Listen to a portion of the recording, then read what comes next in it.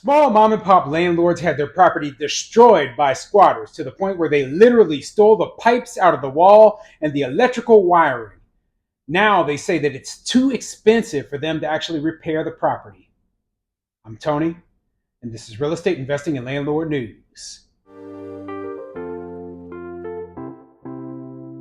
All right, so I have an interesting article for you today, and it's going over the case of, this case of the small mom and pop landlords down in New Orleans who just basically had their property destroyed by these squatters. The squatters, it's a multi-family property, first of all. This isn't one single family house, okay? This is a small apartment building with multiple units, right? And the squatters went in there, they destroyed the whole thing. Now, I'm telling you this story, it's a cautionary tale. And what I'm really trying to convey is you have to be making sure that you're checking on your properties. You want to make sure that they're not sitting vacant for too long. You want to make sure that, hey, there aren't people going into your property when you're not there. Now, this is one of the worst places you could possibly own a property. I'm talking about New Orleans, right? And not just in New Orleans, in the lower Ninth Ward. And as anyone who remembers, that is one of the worst parts of the entire city of New Orleans. So this area could be considered a war zone, a place where a lot of landlords and small real estate investors don't even want to invest because the tenants you have to deal with there, the problems you have to deal with in these sort of places, it's too much. And that's exactly what happened to the people in this story, unfortunately. Now, the property itself has been with the family for a long period of time, but my suggestion would have been to have sold it a long time ago and just gotten rid of it, because this is, not the kind of place where you want to own a property. It just isn't. Okay, it's a horrible place to own a property, in my opinion. Now, I know there's people who disagree with me. There are landlords who make good money investing in really, really rough areas, right? But I don't think it's worth the effort, okay? And these landlords are learning a very important lesson about that right now. So before I get into the article, go ahead, hit the like. Oh, excuse me. So before I get into the article, and after I cough a few times, go ahead, hit the like and subscribe button. Maybe leave a comment down below. Let me know what you think. Would you invest in a very, very, very rough part of town? I'm talking about, the straight ghetto here, okay? Crime happening all the time, problems going on, etc. And what would it take for you to invest there? I'd basically have to be given the property for free, and still I would need some sort of government subsidies. Something in my throat. So anyway, let's get into the article and see what it says. This article is coming from fox8live.com, and it says, squatters severely vandalize lower Ninth Ward families' rental properties. Whew, yeah, and this article has a video with it. I'll play part of that video for you right now. Homeowners' nightmare. Squatters taking over 6 lower Ninth Ward rental units that have been in Patricia Rem's family since the 1970s, ransacking and trashing the properties and taking appliances and plumbing out of the walls. There's nothing else for them to steal.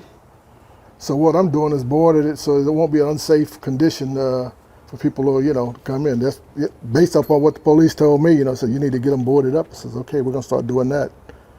And we'll take it from there. The issue caught the attention of Nicole Roche, who bought the house behind Rem's just over 2 years ago.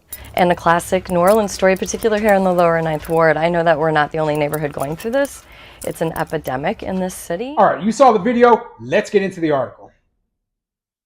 It's a homeowner's nightmare. Squatters took over 6 lower Ninth Ward rental units that have been in Patricia Rem's family since the 70s. The vandals ransacked and trashed the properties, stealing appliances and tearing plumbing out of the walls. There's nothing else for them to steal, so what I'm doing is boarding it up so that there won't be unsafe conditions when people come in, said Roland James, Rem's brother. Based off what the police told me, we have to board it up. I said, okay, we'll start doing that, and we'll take it from there. The issue caught the attention of Nicole Roche, who bought the house behind Rem's just over 2 years ago. So my question is, okay, you had 6 rental units here. I'm assuming it's in one building, right?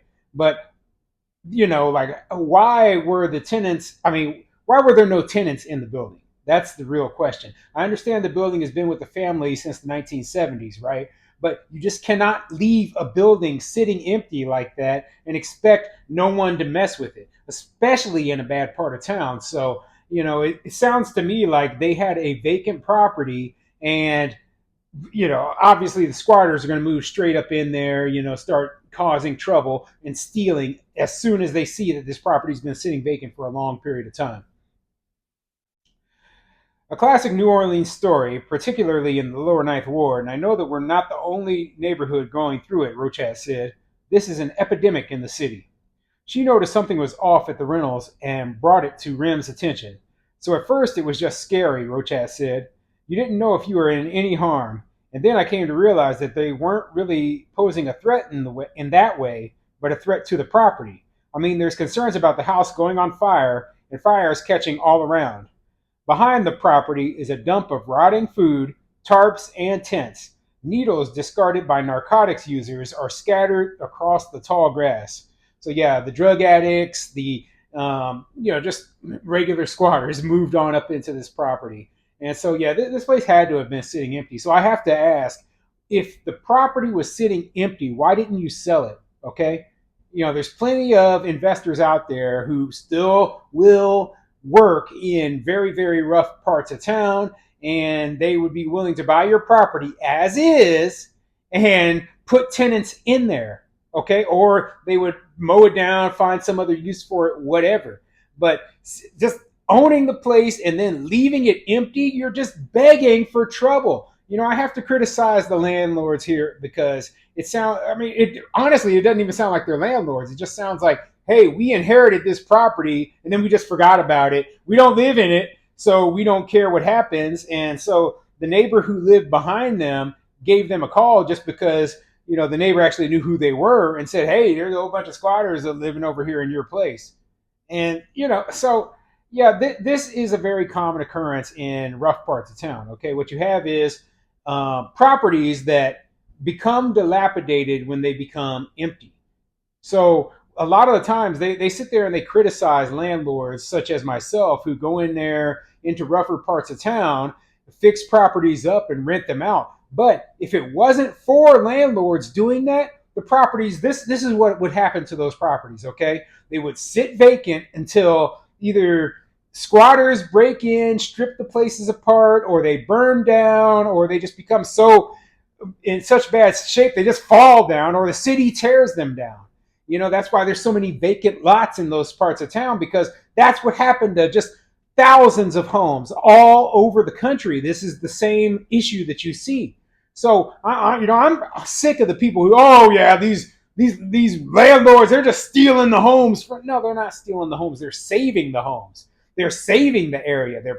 They're making sure that it stays maintained. At least somebody's trying. If you're so concerned about it, why aren't you doing it?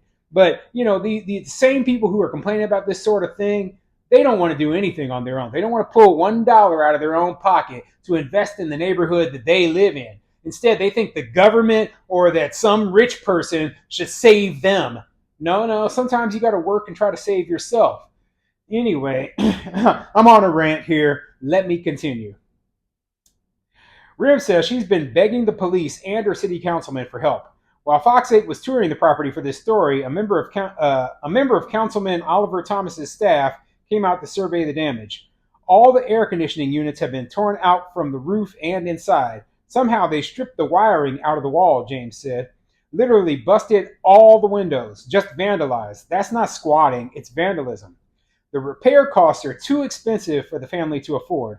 One contractor even refused to continue working on the rentals because everything fixed would end up destroyed again. And the contractor's right, because if you go in there and you fix everything and then it just gets destroyed again, what's the point? What is the point? There is no point. Especially these people, they can't afford the place. They can't afford to fix it up the way it needs to be fixed. They need to sell. Why are they holding on to this place? Okay? I don't care about the sentimental attachment. I don't care that it's been in your family for 50 years. You are causing the whole neighborhood to go down, because when you leave your property vacant like that, just attracts the criminals. It attracts the criminals. They're going in there, they're using drugs. Maybe they're overdosing. Maybe they're dealing drugs out of the building. But leaving it vacant like that, it's wrong. Okay, either sell it or rent it out or move into it yourself, but do something with it. Don't ruin your neighborhood by leaving, basically a crack house standing in the middle of it. Until we do something with the squatting problem, it doesn't make sense for him to come back, said Rim. The family says repairs would cost hundreds of thousands of dollars, and the neighborhood is exhausting its options. I know we don't have a lot of solutions, Rochette said, and I'm not sure people want the solutions that are available because drug addiction is real too. Rim says that she had security cameras installed at one point, but vandals spray painted over the lens. She says reinstalling the damaged items would cost more than $5,000, and there's no telling if the vandals would strike again.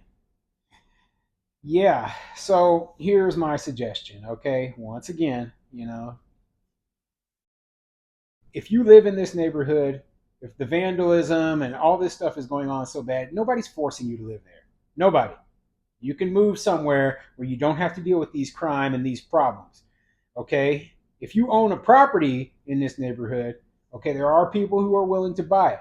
Maybe you won't get top dollar. Maybe you don't need top dollar for this, horrible ghetto place, that doesn't even have electrical wiring in it. So don't expect it. If you're able to get anything, take it, run. Take the money and run. Get the heck out of there.